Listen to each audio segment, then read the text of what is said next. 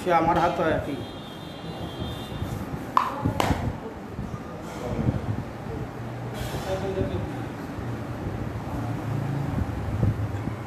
জলের টব্বাটা কোথায়? ওই তো জলের টব্বা।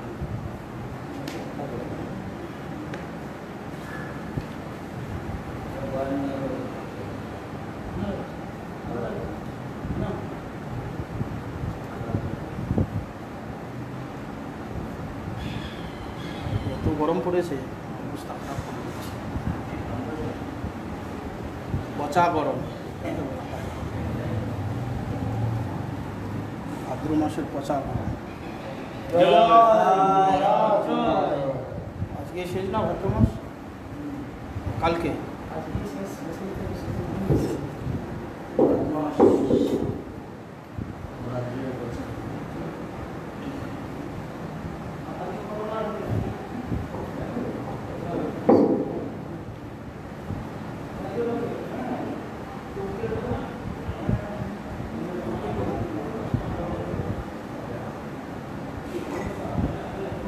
আগামীকাল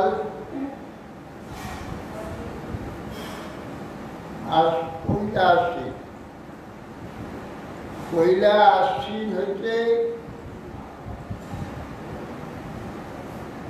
শেষ আশ্বিন পর্যন্ত 30 আশ্বিন পর্যন্ত, না একদিন বেশি আছে, 30 আশ্বিন পর্যন্ত পুরুষোত্তম মাস, অর্থাৎ অধিক মাস। স্মার্তরা বলে মল মাস। কেন? স্মার্তদের মতে বৈদিক কর্মকাণ্ডীয় যেসব দিন, সেই দিন পবিত্র দিন। কর্মকাণ্ড শূন্য যে দিন, সেদিন খারাপ দিন, মল দিন। তো এক মাস কোনো বৈদিক কর্মকাণ্ড কার্য নাই, সেই জন্য রেখে মল মাস হয়। আর অধিক মাস, পণ্ডিতরা অধিক মাস বলে, কারণ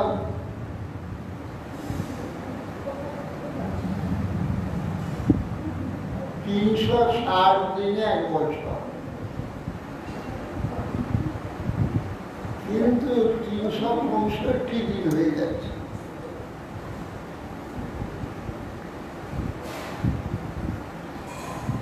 পঁয়ষট্টি 5 দিন বেড়ে যাচ্ছে। এইভাবে আবার পিঠির ফলে দিন বেড়ে যায় আর কমে যায়। তিথির জন্য আজকে একাদশী, কালকে চলে গেল, কালকে একাদশী হয়ে গেল, এইরকম করে দিন বেড়ে যায়। আবার এইরকম দিন বেড়ে মোট 1 মাস হয়ে যায়। পুরা 1 মাস হয়ে গেলে তখন সেটা অধিক মাস হয়ে সেটা 12 মাসে বছর 13 মাস হয়। 1 মাস বাদ দিল। কর্মকাণ্ড না থাকার জন্যে শুদ্ধ দিন, এই জন্যে ওই 1 মাস শুদ্ধ মাস বলে পুরুষোত্তম ভগবানের উপাসনা করা। কর্মকাণ্ডীয় ফল কামনা যুক্ত যে মাস অপবিত্র মাস, কোনো ফল কামনার ব্যাপার নেই, শুদ্ধ মাস, এই জন্য তাকে পুরুষোত্তম মাস বলা।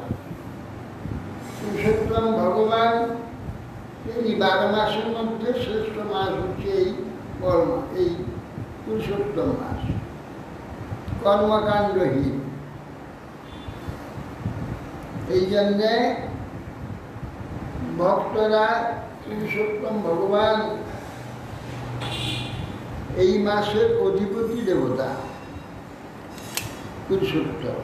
এমনি তো সবাই এই মাসটাকে দূষিত মাস বলে, আর সাধারণ মাস্টরা এই মাস বলে।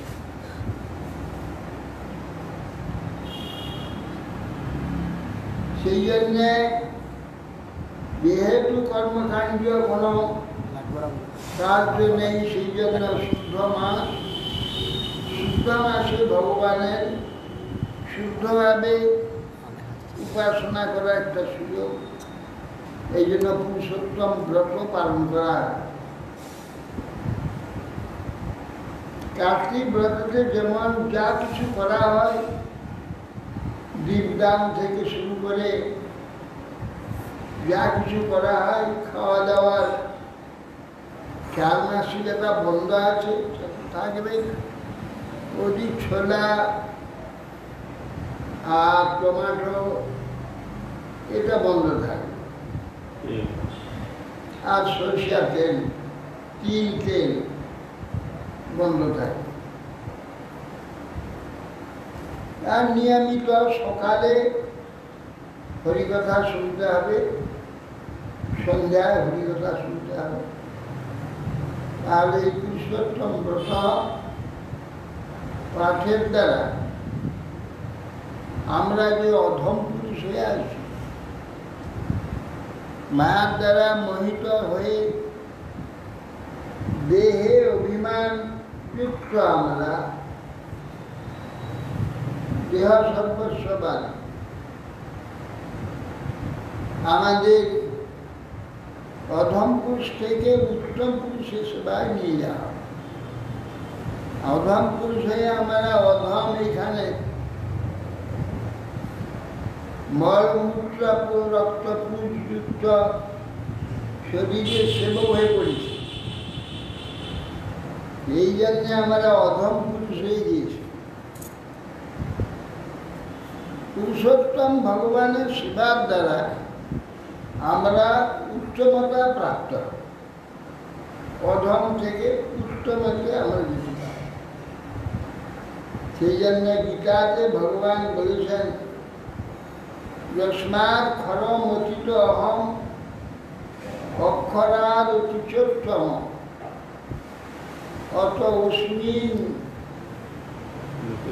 লোকে বেদে চ কথিত পুরুষোত্তম।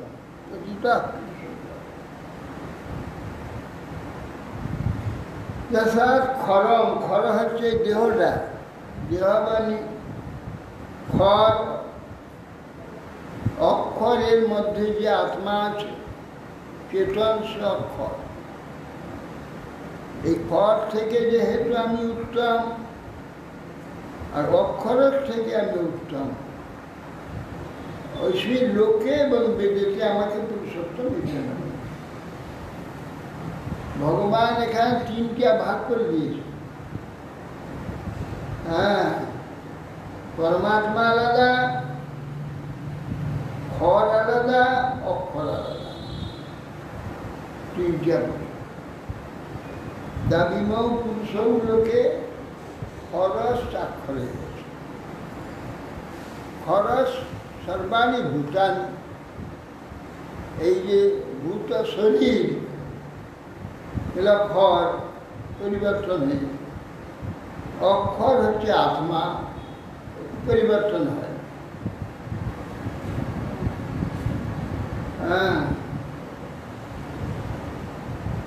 খরচাক্ষর, খরচ সর্বাণী ভূতানি, কুটস্থ, কুটস্থ যে মধ্যে রয়েছে তাকে অক্ষর বলছে।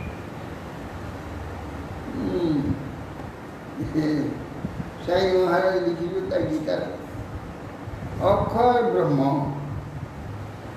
খর হচ্ছে শরীরটাকে, শরীর সহ আত্মাকে খর করে দিয়ে, অক্ষর হচ্ছে ব্রহ্ম। ব্রহ্ম সেটা আলাদা বলা আছে। খরমতীত হম অক্ষরাতীত, সেই জন্য বলছে যে কুটস্থ অক্ষর হচ্ছে, যে কুটস্থ অক্ষর ব্রহ্ম। ব্রহ্ম হয় তাহলে পুরুষোত্তম তিনি তো সেই ঈশ্বর। তাহলে ওই শাস্ত্রে বলা আছে ব্রহ্ম পরমাত্মা আর ভগবান একই বস্তু, ওটা ভেদ হয়ে গেল। ওটা ঠিক হয়নি, ভুল করেছি। ওইরকম অনেক জায়গায় সিদ্ধান্ত। অক্ষর কখনো ঈশ্বর হয় না, অক্ষর হচ্ছে কুটস্থ যেটা আত্মা, আত্মা, জীবাত্মা, সেটা জীবাত্মা। নস্মাৎ খরমতীত অক্ষরাদতীত, অক্ষর থেকে শ্রেষ্ঠ হয়েছে। তাহলে অক্ষর যদি ব্রহ্ম হয়, ব্রহ্ম থেকে শ্রেষ্ঠ পরম বলবে কথা নেই। ব্রহ্মই ভগবান, এই ব্রহ্ম সেই ভগবান, ব্রহ্ম থেকে আলাদা তো নয়। এই একটা ভুল সিদ্ধান্ত। এই জন্য অশ্বিন লোকে প্রথিত পুরুষোত্তম, এই জন্যে লোকে বেদে ভগবানকে পুরুষোত্তম। যেহেতু পুরে সেতে একটি পুরুষ, শরীর পুর এতে ব্যপ্ত হয়ে আছে যেটা আত্মা চেতন, এও পুরুষ।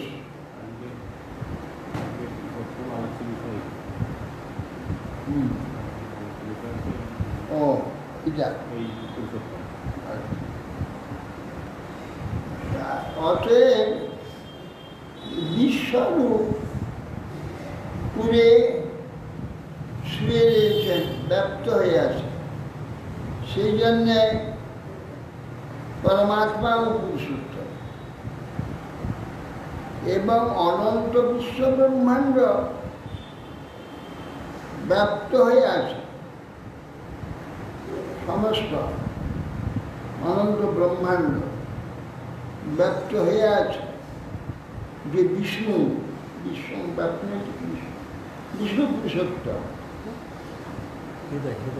এবং সমস্ত বৈকুণ্ঠ গোলক ব্যপ্ত হয়ে বিচ্ছিন্ন ভাবে বিলাস করছেন যিনি কৃষ্ণ, তিনি পুরুষোত্তম। সেই পুরুষ, তিনিও পুরুষ, কিন্তু উত্তম পুরুষোত্তম। এরা সব পুরুষ, আত্মাও পুরুষ, আবার পরমাত্মাও পুরুষ, নারায়ণও পুরুষ, বৈকুণ্ঠ রেখে তিনি ব্যপ্ত হয়ে আছে। আবার বিষ্ণুও সর্বব্রহ্মাণ্ড পুরে আছেন, বিষ্ণুও পুরুষ। সব অবতারকেই পুরুষ বলা যাবে। কিন্তু গোলক বৈকুণ্ঠ ব্যক্ত হয় যে নিত্য লীলাপরায়ণ ভগবান কৃষ্ণ পুরুষোত্তম, তিনি পুরুষোত্তম। এরা সব পুরুষ, কিন্তু পুরুষোত্তম হচ্ছেন কৃষ্ণ। কৃষ্ণ পুরুষোত্তম। সে কথা গীতাই বলে দিচ্ছে, অতস্মিন বেদে লোকে কথিত পুরুষোত্তম। এই জন্য পুরুষোত্তম যে ভগবান, তার আরাধনার দ্বারা আমাদের যে নিকৃষ্টতা অধমতা হয়েছে তার থেকে মুক্ত হয়ে আত্মা সর্বদা উত্তম, যে ভগবানের আরাধনার দ্বারা সে সর্বদা শ্রেষ্ঠ, শ্রেষ্ঠত্ব অধিকার শ্রেষ্ঠের সম্বন্ধ।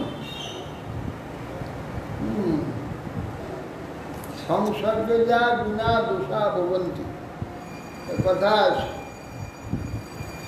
যার সংসর্গ হবে তার দোষী যদি হয় তার দোষী হবে, গুণী যদি হয় গুণ হবে। ভগবানের সম্বন্ধে সম্পর্কে যুক্ত যারা, তারা সর্বোত্তম। সর্বোত্তম যেহেতু ভগবান সর্বোত্তম, সেই জন্যে সর্বোত্তমতা প্রাপ্ত। এই জন্যে ভগবত উপাসনাকারী ব্যক্তি হচ্ছে সর্বোত্তম। ভগবান বলছে আমার শ্রেষ্ঠ প্রকৃতি। ভূমিরা 15 বায়ু কম মন বুদ্ধিরে বলছ, অহংকার ইত্যাদি ভিন্না প্রকৃতি রয়েছে। ভিন্না প্রকৃতি 8টা ভিন্না প্রকৃতি আছে। অপরেও মৃতস্কন্যান প্রতিদিন নির্দিনে করে। এছাড়া আরেক আমার পরা প্রকৃতি আছে। ইয়ম এইটা অপরা, আর একটা প্রকৃতি আছে পরা, সেটা হচ্ছে জীবভূত মহামারী। জয় এবং ধার্য সমস্ত জগৎ ধারিত হয়ে আছে জীব, জীবরূপ প্রকৃতিটা। জীবের জন্যে জগৎ, ভগবানের জগতের দরকার।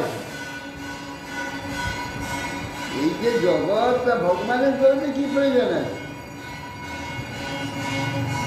এই জগৎটা জীবের জন্য। জীবাত্মা যে চিৎকণ, তাকে ধীরে ধীরে উন্নত অবস্থায় নিয়ে এসে পূর্ণ চেতনে পরিণত করে বিলাসে অনুকূল করবার জন্য ভগবানের এই বিচিত্র সৃষ্টি। এই বিচিত্র সৃষ্টি তিনি আর বলছেন আমি ইচ্ছা করি না। ভগবান এত চমৎকার, তিনি এত নূতন, এবং তার চমৎকারিতা, শ্রেষ্ঠত্ব, সৌন্দর্য, সৌগন্ধ, সুন্দরতা কেবল বিচ্ছুরিত। সেই বিচ্ছুরণের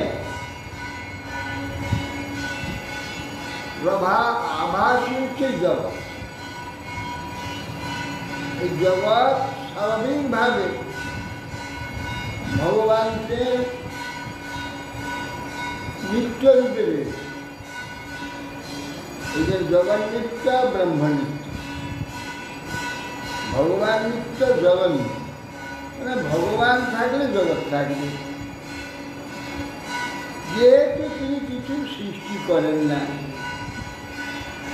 কিছু তৈরি করেন,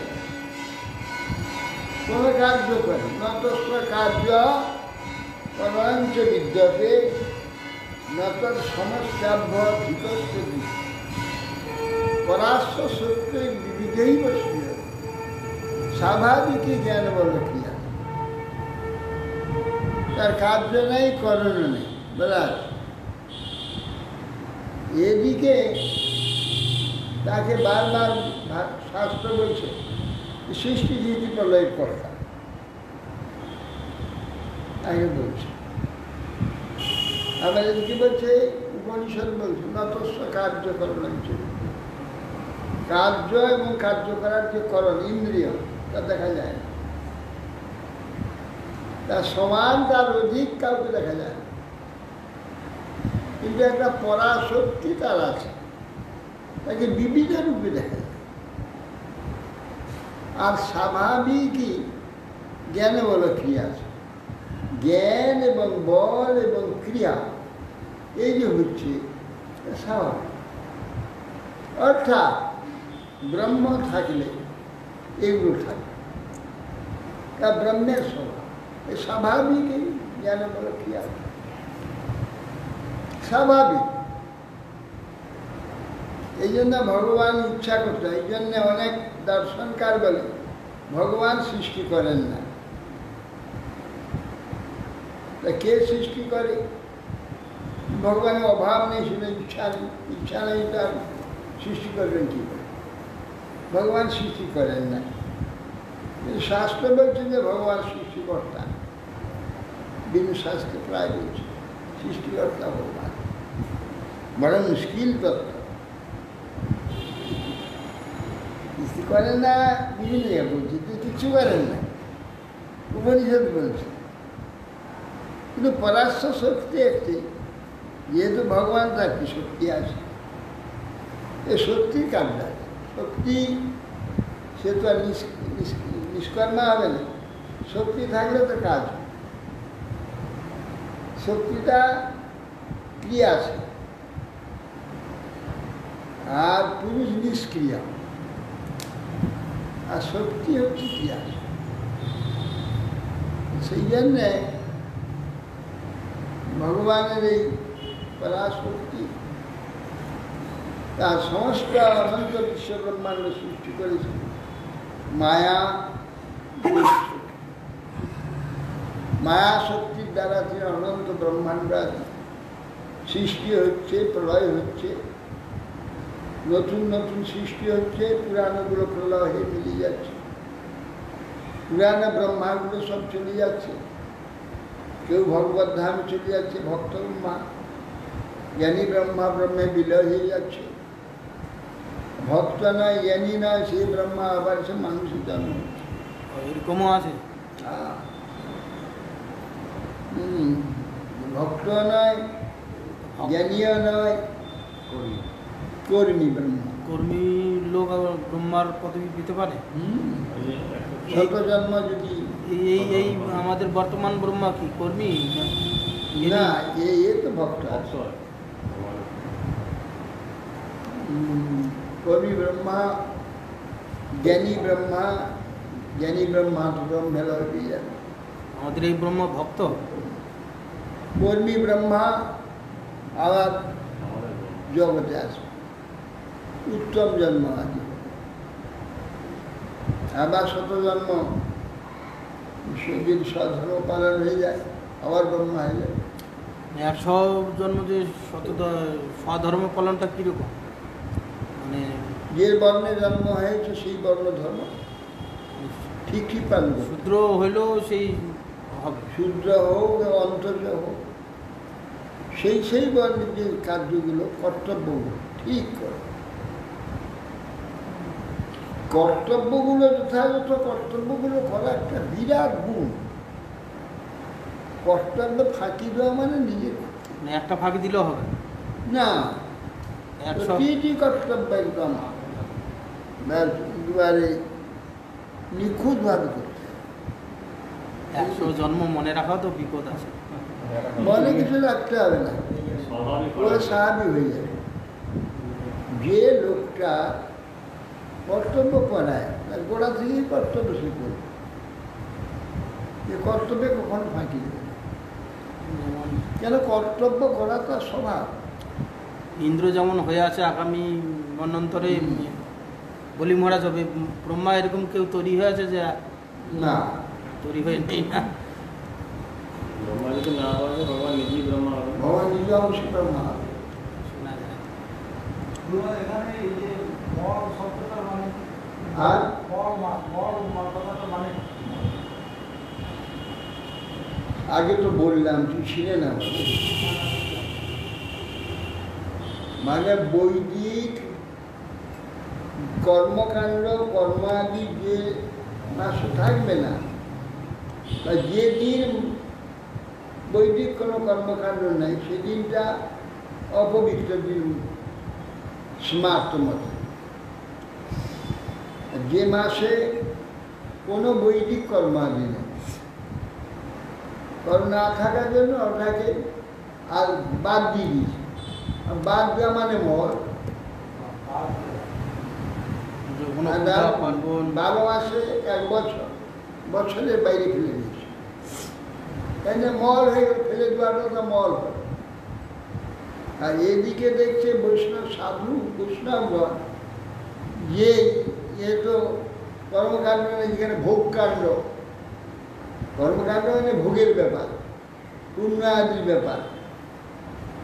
সেই জন্যে সেসব যেখানে ভোগের ব্যাপার সেটা পাপের ব্যাপার। অপবিত্রতা তো ভোগে থেকেই হয়, ভোগ করতে গিয়ে তো অপবিত্রতা সৃষ্টি হয়। যে ভোগ্য কর্মকাণ্ড কিছু না থাকার জন্যে মাসটি নির্মল শুদ্ধ।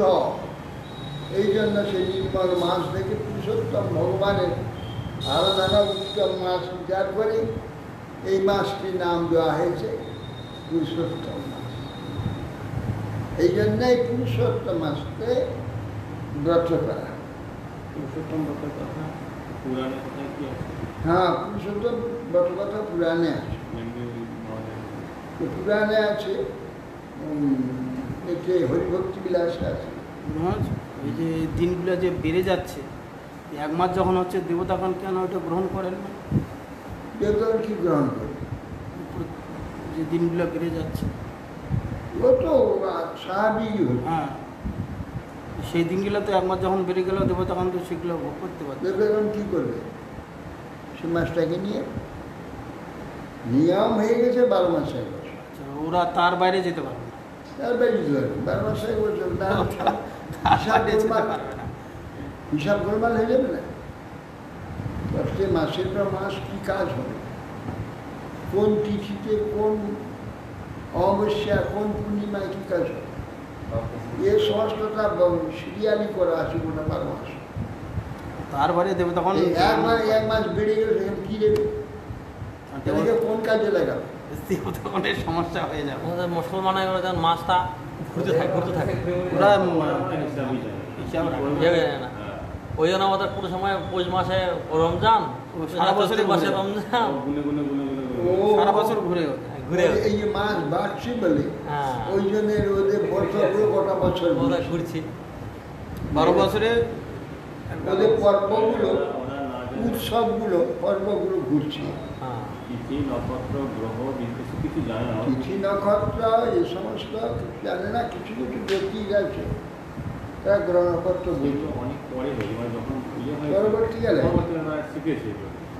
তখন তো ওদের নিয়ম তো হয়ে হিন্দু আছে। থেকে শিখেছি, শিখেছে ওদের তো নিয়ম আগে থেকে জানে না। শাস্ত্র সব কিছু বিশেষ করে এই যে সংখ্যা গণনা এটা প্রথমে ঋষিরাই করে সারা বিশ্বে। আর কি সারা বিশ্বে প্রথম এই ভারতবর্ষী সভ্য হয়। সভ্যতা বলে যে একটা জিনিস আছে, সেটা সিরিয়ালি ক্রমে যে মানুষ আছে তারা কোথায় করে ভাবি করছে, কী করে জানবে, কী করে নীতি নিয়ম আদর্শ এগুলো ওরা কোথা থেকে জানে? এ তো ভগবান থেকে এসেছে। ভগবান থেকে ব্রহ্মা হলেন, ব্রহ্মা থেকে স্বয়ংভূ আর শতরূপা, ব্রহ্মার কাছ থেকে ঋষিরা বলে। সমস্ত ঋষিরা হলেন। স্বয়ংভূ মনু স্বাভাবিক জ্ঞাত জ্ঞান তার। ব্রহ্মা যেহেতু দুভাগ হয়ে গেল, ব্রহ্মার হৃদয়ে ভগবান যাবতীয় জ্ঞান প্রতিত করে দিয়েছে।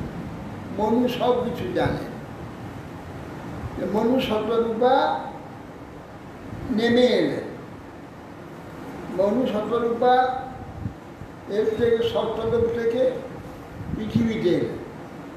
এসে মনু রাজা হলেন প্রথম। রাজা হয়ে এবং সমস্ত পৃথিবী শাসন করতে লাগলেন। তাহলে পৃথিবীতে প্রজা না থাকলে কাকে শাসন করলেন? তিনি যে যে সমস্ত বিধান, মনুসংহিতা, স্মৃতিশাস্ত্র নির্মাণ কার জন্য? তারা এসে শিক্ষা দিলেন। এই যে আমাদের মতো পশু থেকে মানুষ হয়েছে, পশুর স্বভাবগুলো সব আমাদের মধ্যে রয়েছে। মনু আসার আগে মানুষ ছিল। হ্যাঁ, পৃথিবীর মানুষ ছিল। সেই মানুষগুলোকে শিক্ষা দেওয়ার জন্য যে গোত্র হয়েছে, এই ঋষিদের গোত্র, কাশ্যপ গোত্র, ভরদ্বাজ গোত্র, শাণ্ডিল্য গোত্র, নানা প্রকার গোত্র হয়েছে। গোত্র মানে ওই ঋষিদের শিষ্য পরম্পরা। ঋষিরা আশ্রম করলেন, আর এই শিশুরা সব সেখানে পড়তে যেত। সেখানে যিনি গুরু হলেন তিনি তারই গোত্র, প্রবর এইসব চলতে না, না জন্ম পরম্পরা, এই সমস্ত গুরু পরম্পরা। এইভাবে ওই ঋষিরা সব উপর থেকে, এরা কেউ এখানে জন্ম হয়নি। ব্রহ্মার মানস থেকে কুতু, পুলহ, পৌলস্ত, অত্রি, অঙ্গিরা, বশিষ্ঠ, মরিচি, কর্দম, নারদ, দক্ষ, চতুষ্ষণ, এর সমস্ত ব্রহ্মার মানস থেকে এরা সব নেমে এলো, পৃথিবীতে এলো। এরা এসে মাস্টার হলেন। যেমন ব্রহ্মদেশ থেকে এরা এলো, বার্মিরা সব এলো বাংলাতে এসে, এখানে বাঙালি ব্রাহ্মণদের নিয়ে গিয়ে, যেমন আসাম বার্মিরা সব এলো এসে এখানে ব্রাহ্মণদের নিয়ে গিয়ে ধর্ম শিক্ষা দিত। এই জন্য তাদের বর্ণাশ্রমের ধর্ম শিক্ষা আদি সব, শ্রাদ্ধ, বিবাহ, রূপায়ণ সংস্কার ইত্যাদি যত রকম যা কিছু সব, যে যেমন যোগ্য অনুযায়ী তাদের সেইভাবে শিক্ষা দিত। হ্যাঁ, এইসব বর্ণাশ্রম শিক্ষা আদি ধর্ম শিক্ষা লাভ করে তার হিন্দু বলে। আগে হিন্দু ছিল না, এরা সব হিন্দু হল। এইভাবে পরবর্তীতে এখানে যত মানুষ ছিল, যারা এখন আর্য, এরা আর্যরা ওই ঋষিরা তাদের দেখে জলদক্ষণং প্রত্যপুংসকর্ণা বিবেঞ্জ, হ্যাঁ, চাতুর্বর্ণং মায়া সৃষ্টম গুণকর্ম বিভাগ। এই জন্য ভগবান চার বর্ণ হিসেবে গুণ কর্মের দ্বারা, ব্রাহ্মণ হয়ে জন্ম হয়ে আসেনি, এক ছিল। এই ঋষিরা এলেন, ঋষিরা এসে সব কার্য দেখলেন, যার যেমন স্বভাব, রুচি, যোগ্যতা, মস্তিষ্ক, যার উন্নত মস্তিষ্ক এবং বলা মাত্র সেটা করছে, সেইভাবে জীবনযাপন করছে, তখন তাদের ব্রাহ্মণ করে দিল। যারা শক্তির দ্বারা যে সংস্কার, শক্তি, সামর্থ্য এবং কর্তব্যনিষ্ঠ দেখতে প্রক্রিয়া করতে, ব্যবসা বাণিজ্য, চাষ আদি করতে উৎসাহ, সে বৈশ্য হয়ে গেল। শুদ্ধ বুদ্ধি নেই বেশি, কিন্তু কর্মক্ষমতা খুব আছে, তাদের সকলের সেবায় লাগিয়ে দিলে তারা শুদ্ধ হল। তাদেরও নিয়ম পালন করতে, বর্ণাশ্রমে নিয়ম পালন করতে হয়। হ্যাঁ, জন্মা শৌচ, মৃতা শৌচ, এসব পালন করতে হবে। হ্যাঁ, কিছু মনুষ্য বলল, না না, এসব আমরা পালন করবো না, এসব মানবো না, পালন করবো, তোমার এইসব ধর্ম আমরা নেব না। তোমারা অন্তর্জ হয়ে গেল, অন্তর্জ হয়ে গেল। ওরা এখন কিন্তু পরবর্তী আর দেখলেও যেহেতু আমাদের অসুবিধা হয়ে যাচ্ছে, এটা দেখা দেখি এলো যেমন করছে সেট করতে লাগলো। হ্যাঁ, আলাদা থাকতে পারলো না। আর সেইগুলো কিন্তু দোষ হয়ে গেল, কি হলো, ওদের এই আনুগত্য রইল না। আনুগত্যরূপ যে বীজ, এতে রক্তে নেই, যারা স্বীকার করেনি, আর শুদ্ধ শিকারী, শুদ্ধ থেকে আরম্ভ করে 4 বর্ণ সব আনুগত্য আছে, অন্তর্জে আনুগত্য নেই, যারা আনুগত্য স্বীকার করে। এইভাবে বর্ণ বিভাগ এরা এসে করলো, ঋষিরা যুগে যুগে এরা করে থাকেন। এইভাবে এটা প্রলয় হয়ে যাবে, বর্ণের কার্যটা ভগবান বিশ্ব ধ্বংস হয়ে যাবে, আবার মানুষ সৃষ্টি হবে, পশু সৃষ্টি হবে, সব সৃষ্টি হবে। কেন বীজ এখান থেকে যাচ্ছে, মায়া আছে, আর সব পদার্থ এখানে আছে, সৃষ্টি হয়ে যাবে। যেমন দেখবেন সমুদ্রের মাঝখানে একটা দ্বীপ উঠে গেল, চড়া পড়ে দ্বীপ হয়ে গেল, এই দ্বীপে জঙ্গল হতে আরম্ভ করবে, বিশাল ঘোর জঙ্গল হয়ে গেল, আর বিশাল সমুদ্র, কেউ সাঁতরে যাওয়ার কারো ক্ষমতা নেই। সেইখানে গিয়ে দেখো, সেখানে গিয়ে হরিণ ছুটে বেড়াচ্ছে, শুকর ছুটে বেড়াচ্ছে, সব ওখানে সৃষ্টি হচ্ছে। এই জন্য হরিণ মাটি থেকে সৃষ্টি হয়ে যায়। ওই জন্য ওদের যারা মাংস খায় তারা বলে মেটে মেটে গন্ধ। আর মৃগ, ওই জন্য মৃগ জয় মৃগ, মাটি থেকে সৃষ্টি হয়। মনুষ্য হয় এই প্রকার। কোথা আন্দামান সেই কালাপানি, সেখানে তারা আসবে কি করে? একে তো উলঙ্গ, তারা কিছু জানে না, কোনো সভ্যতাই নেই, তারা অন্য কোনো স্থান থেকে আসেনি, তারা ওই জঙ্গলই সৃষ্টি হয়েছে। কী করে সৃষ্টি হলো? ওইখানে আপনি ভগবত ইচ্ছা, মাটি থেকেই সৃষ্টি। এই জন্যে মনুষ্য সৃষ্টি হয়ে যায়, সেগুলো পশুবৎ থাকে, আর সেগুলো যেগুলো একটু বুদ্ধিমান বেশি হয়, তাদের যখন তো সমাজ গঠন করে, তখন একটু ভদ্র হয়ে তারা চলবার জন্য চেষ্টা করে। তারা তখন তাদের শিক্ষা দেওয়ার জন্য ওই ঋষিরা এসে আশ্রম করে, ওরা গিয়ে সেখানে শিক্ষা নিয়ে সমাজ গঠন করে, আর্য সমাজ হয়ে যাবে। আর্য সমাজ, এইভাবে আর্য সমাজ হয়েছে। আর যারা এটা গ্রহণ করে অনার্য হয়ে রইল, যে এইভাবে চলে না, তা অনার্য। যারা একবারে ধারে কাছে আসে না, তারা জঙ্গলি, কোলভিল, আবার নিজেদের একটা ধর্ম সৃষ্টি করে, তারা এইভাবে চলছে। ধর্ম সবাইকেই মানতে হবে, যার যেরকম বুদ্ধি।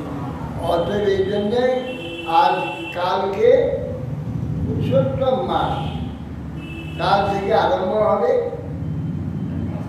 1 মাস নিয়ম করে সমস্ত, সকাল বিকাল হরিকথা শুনতে হবে, হরিনাম নিয়ম করে পালন করবে, নিয়ম করে ভোজন আদি করবে।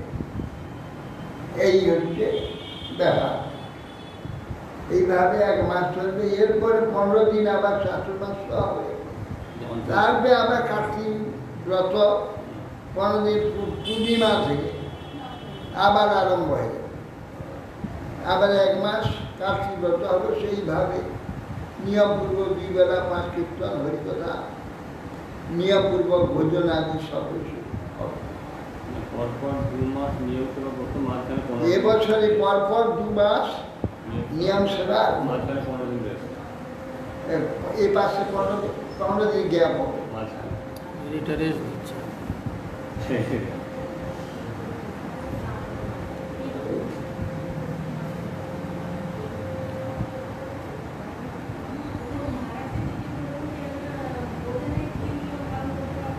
ভোজনের কি নিয়ম পালন করতে হবে?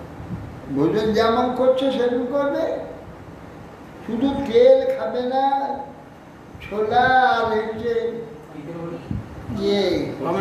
টমাটো আর তিল তেল, সরষের তেল খাবে না। কার্তিক মাসের নিয়ম, পুরা কার্তিক মাসের নিয়ম। মৌন হয়ে ভোজন করবেন। হ্যাঁ, মৌন হয়ে ভোজন করবে। ভোজন করতে হলে চেঁচামেচি করবেন না, মৌন হয়ে ভোজন করতে হবে। ভঙ্গ হয়ে যাবে, কথাবার্তা বলবে। মৌন হয়ে ভোজন করবেন, পা ধুয়ে ভোজন করবেন। আনি পারবেন না? ভোজন করতে গেলে পা ধুয়ে যাবে চেষ্টা করলে হবে। 1 মাস। আর যদি কে যেমন পারবে, আতপ চাল খেতে পারলে আতপ চাল 1 মাস খেতে পারবে। আমি তো আতপ চালেই খাই। আর দুধ পরীক্ষা করতে পারলে 1 মাস, তার আলাদা ফল আছে। মিষ্টি 1 মাস পরীক্ষা করে আলাদা ফল আছে। গুড়াদি মিষ্টি সব একবার পরীক্ষা করলে অন্য ফল। দুধ ত্যাগ করলে অন্য ফল হবে, ফল ত্যাগ করলে অন্য ফল হবে। তেল সাবানটা হ্যাঁ। মাখলে আলাদা। আর তেল মাখা তো 1 মাস মাখতে নেই। তেল মাখতে নেই কেন? ব্রতেতে তেল মাখলে কুৎসিত হয়ে যাবে, অন্য জন্য শরীর সুন্দর হবে না, কুৎসিত হবে। সামান টামান মাখা যাবে না? না, 1 মাস সাবান তেল কিছু মাখা যায় না। বাবার কিছু খাবার মারা যাবে না। সামান লাগে, খাবার আছে। খাবার হ্যাঁ, কাছে যদি ওই সব করে তাহলে শরীর কুৎসিত হবে। একজন রাজা বড় কুৎসিত ছিল, প্রজাগণ দেখতে পারত না। সে রাজা খুব দুঃখিত ছিল, পুরাণে আছে। সে রাজা এক ঋষি নিকটে গিয়ে কেঁদে বলে যে আমাকে প্রজারা দেখতে পারে না, আমার এরকম কুৎসিত রূপ কী করে হলো, আপনি কৃপাপূর্বক বলুন। ঋষি ধ্যান দেখলেন, ধ্যান করে দেখে বলছেন, বাবা পূর্বজন্মে তুমি ব্রতের দিন তেল মাখতে, ব্রতের দিন তেল তৈলমর্দন করলে এই কুৎসিত হয়, কুৎসিত শরীর হয়। তৈলমর্দন করেছিল এই জন্য কুৎসিত শরীর। এই জন্য ব্রতে প্রাতঃস্নানে, ব্রতে শ্রাদ্ধে এইগুলোতে তেল মাখা নিষেধ করেছে। আর একটা কি প্রাতঃস্নানে, ব্রতে শ্রাদ্ধে মলমূত্র চাই না, প্রাতঃস্নানে, ব্রতে শ্রাদ্ধে ব্রতে শ্রাদ্ধে তীর্থের কি একটা আছে, একে তৈলমর্দন নিষেধ করা আছে। এই জন্য তরকারিতে যে মিষ্টি দেওয়া হয়, হ্যাঁ, তরকারিতে যে মিষ্টি দেওয়া হয়, চিনি দেওয়া হয়, কিসে এই মিষ্টি যে তরকারিতে একটু করে মিষ্টি দেয়, সেটা হচ্ছে। যে মিষ্টি যে খাবে না সে তরকারি খাবে না, না হলে তরকারি মিষ্টি দেওয়া হবে না। আর এই নিয়ম করার পদ্ধতিতে গদি বিছানা ত্যাগ করা ভালো। নিয়ম আছে, মাটিতে শুতে হয়, ভূমি স্বয়ং। সেটা মাটিতে কম্বল বিছিয়ে দিয়ে হ্যাঁ, কম্বলের উপরে শুতে। আর এমনি মাটিতে শুনে শরীর খারাপ হবে। ভূমি শরীর স্বয়ং। খারাপ হবে, ভূমি ঠান্ডা স্বয়ং। লেগে যাবে। হ্যাঁ, এই জন্যে কেউ খড় বিছিয়ে দিয়ে শুয়ে, খড়ের উপরে কাপড় দিয়ে দিলাম, বাবা মারা যখন ফলের উপরে ওই খড়ের উপরে শুতে পারে। ভূমিসা মোট কথা কঠোরতা দিয়ে যত করবে তত বেশি ফলবান হবে, তত বেশি ফলবান সে। কঠোরতা করলে ফল হবে। মাংস পাত্র ভোজন নিষেধ। হ্যাঁ আর ইয়েতে ভূমিতে লোকে খায়, সিমেন্টের ঘর যদি হয় মুছে দিয়ে মাটিতে ঢেলে, কেউ গরুর মতো খায়, গোগ্রাস, মুখ দিয়ে শুধু খাবে, হাত দিয়ে খাবে না, যাতে বেশি না খাওয়া যায়। এতে গোগ্রাস। আচ্ছা, আর কলা পাতা পত্রেতে ভোজন উত্তম। শাল পাতা, পলাশ পাতা হচ্ছে উত্তম, শাল পাতা হচ্ছে মধ্যম, আর কলা পাতা অধম। কলা পাতা অথম। হ্যাঁ, কিন্তু পত্র ভোজন শ্রেষ্ঠ। ধাতু পাত্রে ভোজন একটা অধম, আর ঠিক না। কাগজ পাত্রে কি হবে? কিংবা পাথরে খেলে উত্তম। ভালো, উত্তম। প্রস্তরে ভোজন করে। যেন পাত্রে খেলে তো সেই মাটিতেই খাওয়া হলো, জানা যে কাগজ পাতায় এখন তো সোজা। ওটাই খাওয়া আমাকে 1 মাস যত ইয়ে দিবে, ওই ঠাকুরের প্রসাদে আতর চালের অন্য পাথরে দেবে।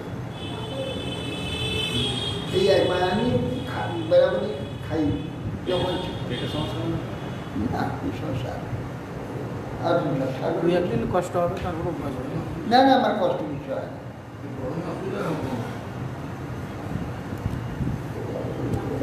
কি নারদ গোস্বামী বলছেন, হে প্রহ্লাদ তুমি ভগবত প্রিয়, সেই হেতু লোক ও শাস্ত্র মর্যাদা শূন্য এই অতি গুপ্ত আত্মবৃত্তান্ত তোমার নিকটে বর্ণনা করলাম। অজগর বিপ্রী কথা ধর্ম পারভংশ বৈমনে সূত্রা অসুরেশ্বর সুজিত্রা ততপিত্রা আমন্ত্র পরিযোগীয়। নারদ গোস্বামী বললেন, অসুরেশ্বর প্রহ্লাদ মুনির নিকট, সে অজগরব্রত মুনির নিকট পারমাংশ ধর্মের কথা শ্রবণ করে তাকে বন্দনাপূর্ব অনুমতি গ্রহণ করে প্রীতি চিত্তে গৃহে প্রস্থান করলেন। শ্রী যুধিষ্ঠির উবাচ,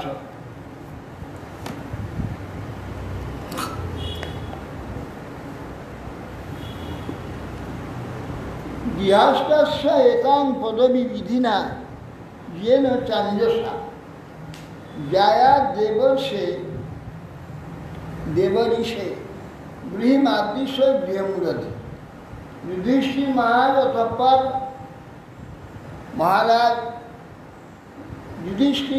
যুধিষ্ঠির মহারাজ তখন বলছেন নারদ ঋষি, হে দেবর্ষে আমাদের মাদৃশ গৃহব্রত ব্যক্তি যে বিধির দ্বারা সুখে এইরূপ মুখ্য প্রাপ্তি হয় সংসার করে, সেই কথা আমাকে বলুন। গৃহস্থ আমরা গৃহস্থালী গৃহস্থ থেকেও গৃহ থেকে মুক্তি লাভ করতে পারি, সেইভাবে আমাকে উপদেশ করে।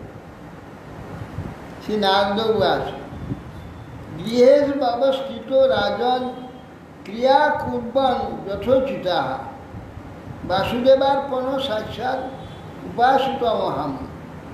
শ্রী নারদ গোস্বামী বলছেন, হে রাজন, গৃহে শুধু অবস্থিত রাজন, গৃহে থাকুন, গৃহে থেকে প্রত্যহ যথোচিত ক্রিয়া সম্পাদন পূর্বক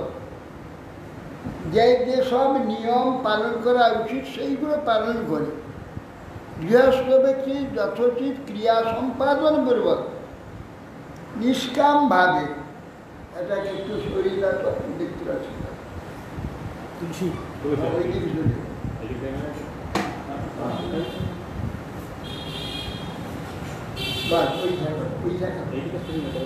খুব বড় হয়ে গেছে গাছ, ওই পাশে কোনে শরীরটা ওখান থেকে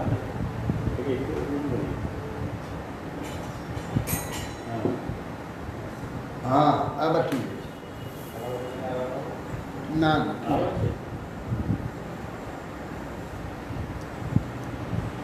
সমস্ত অনুষ্ঠান বাসুদেবের সমর্পণ পূর্ব মহর্ষিগণের সমর্পণ। এখন বাসুদেবের সমর্পণ সংসার থেকে সংসার মুক্তি, এটা ভগবত সম্পর্ক ছাড়া হবে না। আর যথোচিত সাংসারিক নিয়মগুলো যথোচিত পালন করে চললে স্বর্গলাভাদি হতে পারে, আগামী সম্পদ ঐশ্বর্য প্রতিষ্ঠা প্রাপ্তি সব হবে।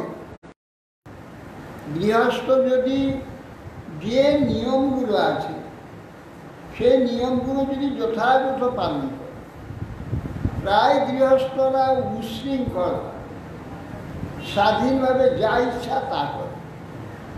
কিন্তু যা ইচ্ছা তা করলে তো হবে না, তার জন্য এই দুঃখ আসে, রোগ হয়, ব্যাধি হয়, অভাব হয়। কেন হয়? ঠিক নিয়ম পালন করে। যেমন যারা চাকরি করে, তাদের চাকরিতে যেসব নিয়ম আছে সেসব কার্য অতন্ত্রভাবে করতে হবে, উৎসাহের। না, সে যদি পেন্ডিং ফেলে রেখে দেয়, কাজ করতে লোকে এসে বলে আপনি এই কাজটা করে দাও, না আজ হবে না, চলে যান, কাল আসবে, কালের বলছে অমুক দিন আসবে, এই সব কাজ করে না, কাজ করে না।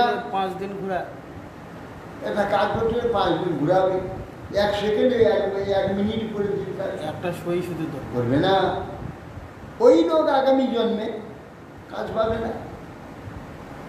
ওই যেটা বেকার হয়েছে কেন, বেকার হয়ে কাজ পায় না কেন, মূল কারণ হচ্ছে এইটা, কাজ তার পিছন পিছন ছুটবে। কেন? যে কাজকে যে ভালোবাসে, কাজ তাকে ভালোবাসবে, কাজ তার পিছন পিছন যাবে। যে কাজকে ভালোবাসে না, কাজ করতে চায় না, তা কাজ তার পিছন পিছন যাবে কেন? এখানে কাজ কেন? এখানে ব্যক্তি, পুত্র, কন্যা, স্ত্রী, স্বামী, কিংবা আত্মীয় স্বজন, পিতা মাতা, পড়শি, গ্রামবাসী, যার সঙ্গে আমি যেমন সুন্দর ব্যবহার করি, আগামী জন্মে সব সেইগুলি সব চলে আসবে। আমি আজ যদি লোকের বিপদে ছুটি গিয়ে সাহায্য করি, আমার বিপদে বহু লোক ছুটে আসবে বেশি সাহায্য। আমি অন্যের দুঃখে দুঃখী হই, অন্য লোক আমার দুঃখে দুঃখী হবে। এ কেউ পরমাত্মা সকলের মধ্যে রয়েছেন, আমি যা কিছু করছি আমার মধ্যে আছে, থেকে তিনি দেখছেন, আবার যার সম্পর্কে করছি তার মধ্যে রয়েছে, অথচ এটা ফাঁকি হওয়ার কোনো সম্ভাবনা নেই। যা আমি করব প্রত্যেকটি একবারে পরাক্রান্তি হিসাবে, সেটা আবার কি হবে, অমনি সেইটুকু আসবে না, ওটা চক্রবৃদ্ধি সুদ একটা আছে না, চক্রবৃদ্ধি সুদটা হচ্ছে টাকার সুদ, আমার 100 টাকা হলো, আবার পরের বছর ওই 100 টাকার আবার সুদ হবে। হ্যাঁ, সুদের সুদ, আবার সেটা যখন বাড়বে তার সুদ আসবে, একেবারে চক্রবৃদ্ধি সুদ। প্রতি বছরে বছরে যে আমার মাসে মাসে, তো কেউ যদি শাস্ত্র বাক্য এইভাবে যত্ন সহকারে পালন করে, তাহলে সে তো সেইটা তো পাবেই, আর ওই চক্রবৃদ্ধি সুদে যে ওইটার বৃদ্ধি পাবে, বৃদ্ধিতে সে এখানে 100 দিলে 1 লক্ষ পাবে। পূর্বজন্মে হয়তো 100 দান করে এসেছে, এই জন্য তার জন্য 1 লক্ষ পাবে।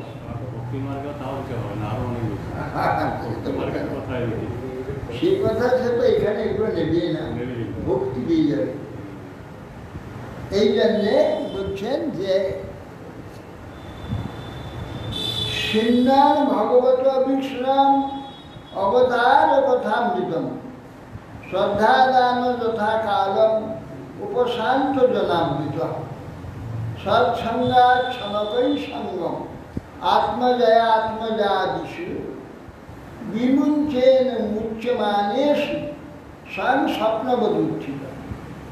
বলছেন শ্রীমান ভাগবত অবিষ্ণব, ভগবানের কথা এবং ভগবত সম্বন্ধীয় যেসব কথা প্রত্যহ ভগবত ভক্তগণের সঙ্গে বেষ্টিত হয়ে সৎসঙ্গে শ্রদ্ধার সঙ্গে এই অমৃত স্বরূপ ভগবত কথা, অবতার কথা শ্রবণ করতে করতে জাগরিত পুরুষের স্বপ্নের বদ্ধ স্বয়ং মুহ্যমান দেহ কলত্রপুত্রকে ধীরে ধীরে সঙ্গ পরিত্যাগ করে অমৃতস্বরূপ ভগবানের কথা শুনলে কি পাওয়া যায়? সংসারের যে স্বরূপ, শাস্ত্র কথা শুনতে গেলে এগুলো শুনতে পাওয়া যায়।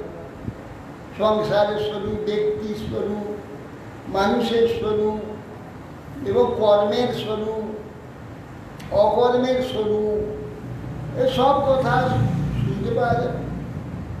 সেই সব শুনে সে যদি ঠিক মেনে নিয়ে সেইভাবে চলতে শুরু করে, তার শুদ্ধ হয়ে যাবে, আগামী তার আলোকিত হয়ে যাবে। সেই জন্যে ভগবানের অবতার কথা স্মরণ করতে করতে জাগরিত পুরুষের স্বপ্নবৎ স্বয়ং জাগরিত পুরুষ জগৎটা স্বপ্নবৎ। জাগরিত পুরুষ স্বপ্নের যেমন চিন্তা করে, জগৎ সম্বন্ধে সেইগুলি তার জ্ঞান হয়। স্বপ্নবৎ দেখতে পাওয়া যাচ্ছে একটু করে নাই, এগুলো স্বপ্নবৎ কে বুঝতে পারবে। স্বপ্নবান মুচ্যমান, এই যে দেহ স্ত্রী পুত্রাদি ধীরে ধীরে এদের প্রতি যে মহাশক্তি আছে, এই আসক্তিগুলি এই কথা শুনতে শুনতে ধীরে ধীরে আসক্তি ক্ষয় হয়ে যায়। ক্ষয় হয়ে গেলে বিষয়ের কথা তো খুব ভালোভাবে বুঝতে পেরে যাচ্ছে। বিষয়ের কথা বুঝতে পেরে তখন সে ধীরে ধীরে তার প্রতি অনাসক্তি হয়ে যায়। স্বাভাবিক কথা। কোনো খারাপ ব্যক্তি যদি কোনো ব্যক্তিকে আমার ভালো লাগতো তার সঙ্গ করে, আমার কেউ সন্দেহের লোকটা এরকম কোথায় কি করেছিল ধরা পড়ে গেছে, ওখানে পুলিশে নিয়ে গেছে, তাকে ধরে নিয়ে গেছে, হয়তো জামিন দিয়ে বেরিয়ে এলো।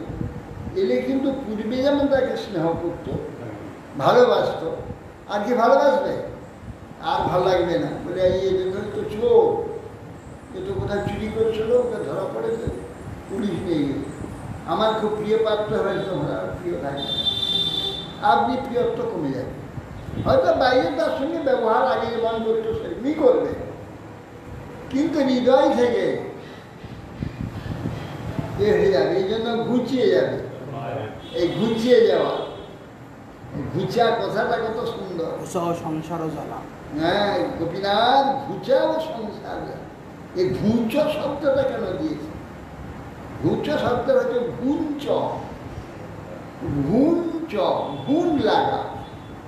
ঘুণ লাগা তো জানে যে বাঁশে ঘুণ ধরে যায়, ফটাফটা ফটাফটা শুরু শুরু শুরু শুরু সব ফুটো করে দেয় পোকা, সেটা ঘুম ধরে যায়, বাঁশটা দাঁড়িয়ে থাকে, ধরলে মরমর করে ভেঙে পড়ে যায়। কাঠটা ঠিকঠাক দাঁড়িয়ে আছে, হাত দিলে উড় করে পড়ে যায়, এই ঘুণ বলে। এই জন্য ঘুচাও সংসারটা যেমন সংসার আছে, যেমন সংসারই কাজ আছে, সব করছে, কিন্তু ঘুম ধরে গেছে। তারা যদি ভগবত ভজন করে, নাম করে, হরিকথা শুনে, সংসারটা ঠিক আছে, ঠিক চলবে, ঠিক চালাবে, তো ঘুম ধরে যাবে। ওই যে ঘুচাও সংসার জ্বালা, ঘুচাও, ঘুচাও শব্দটা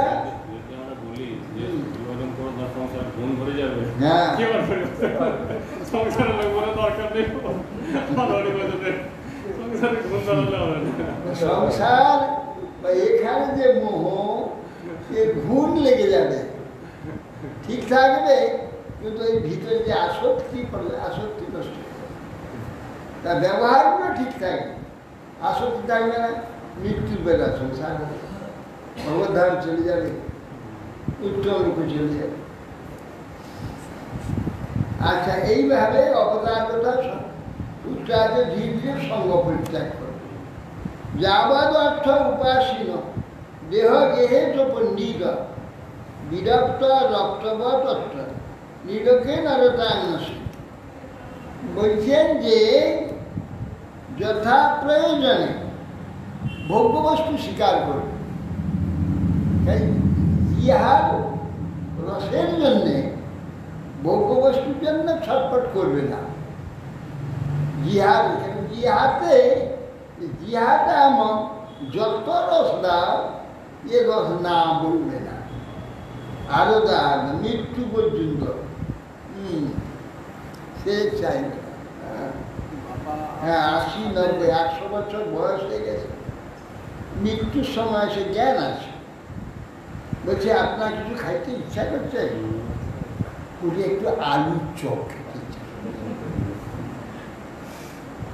সারা জীবন ধরে কত আলুর চপ খেয়েছ, 100 বছর খেয়েছ, তবু তোমার আশা তো মিটেনি, তাহলে এই মরার সময় এক দুটো আলু চপ খেয়ে নিলে মিটে যাবে তো? এ করলে হবে না। ও মন থেকে প্রথম থেকেই মিটিয়ে যাবে। মনে কর যে আর দুদিন খেয়ে নেই আর খাও। আরে বাবা, 2 দিন খাও কি 10 দিন খাও, 100 দিন খাও, মিটবে না কখন।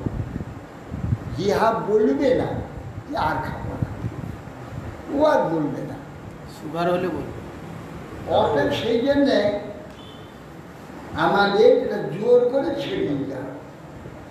জোর করে ছেড়ে দিলে এইগুলি আর আমাকে বন্দি করবে না।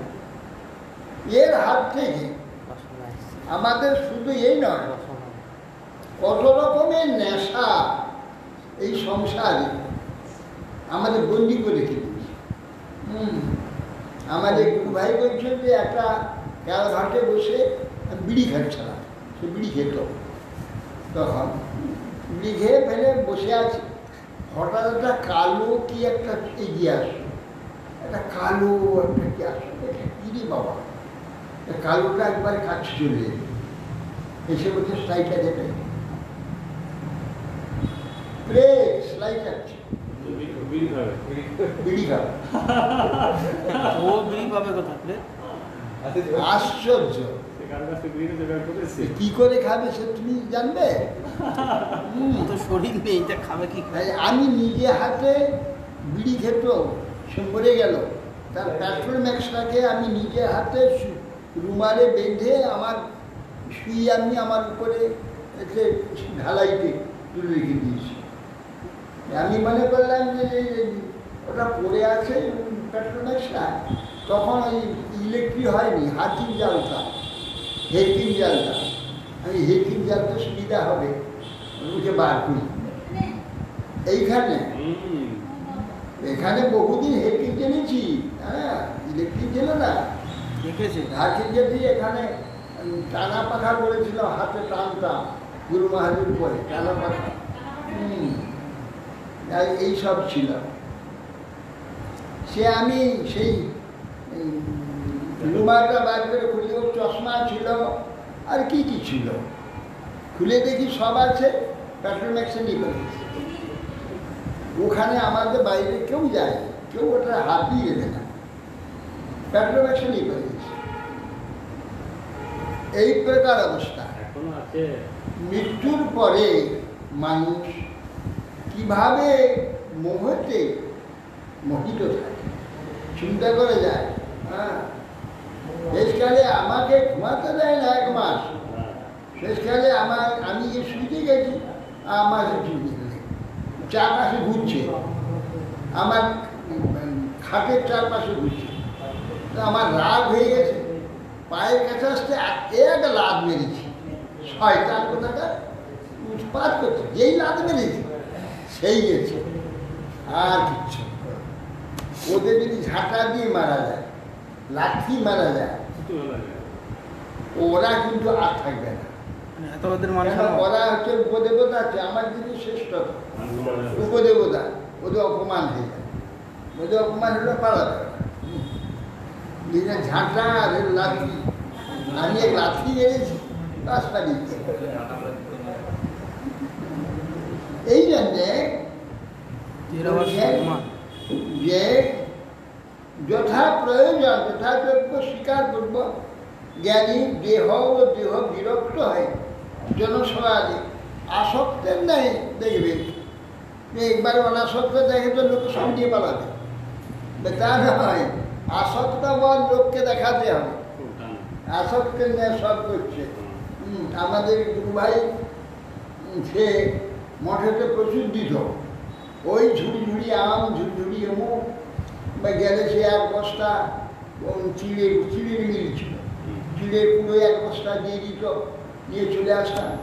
তা সে একজন কর্মচারী সব কাজ করে, সে সব দেখত, ব্যাস চুরি আরম্ভ করতে দিয়ে সব করে ফাঁকা করে, তাকে ব্যাংক থেকে টাকা তুলে মাইনে নিতে আরম্ভ করবে। তো আমার বলছে, প্রভু কীভাবে উপায়? যেই দেখলো যে লোককে দান করছে, তাহলে কি আমরাও নিই, সেই জন্য চুরি আরম্ভ হয়ে গেল। শেষকাল মিল বিক্রি করত, না হলে ব্যাংক থেকে তুলে মাইনা দিতে হচ্ছে, সব চুরি করে দিচ্ছে। কিন্তু এখানে সেই কথা বলছি, যাবদর্থ উপাসনা দেহগীত পণ্ডিত বিরক্ত রক্তদের নীলোকে নরতান নসে। সাধারণ লোকের কাছে কখনো বিরক্ত দেখাবে না। তুমি যে আসক্তির মতো কাজ করবে, কিন্তু হৃদয়েতে বিরক্ত থাকে, বাইরে দেখাবে আসক্ত হবে, তাহলে সাধারণ লোক সুবিধা পেয়ে যাবে, সেটা সুবিধা না পায়। হরে কৃষ্ণ। মঞ্চা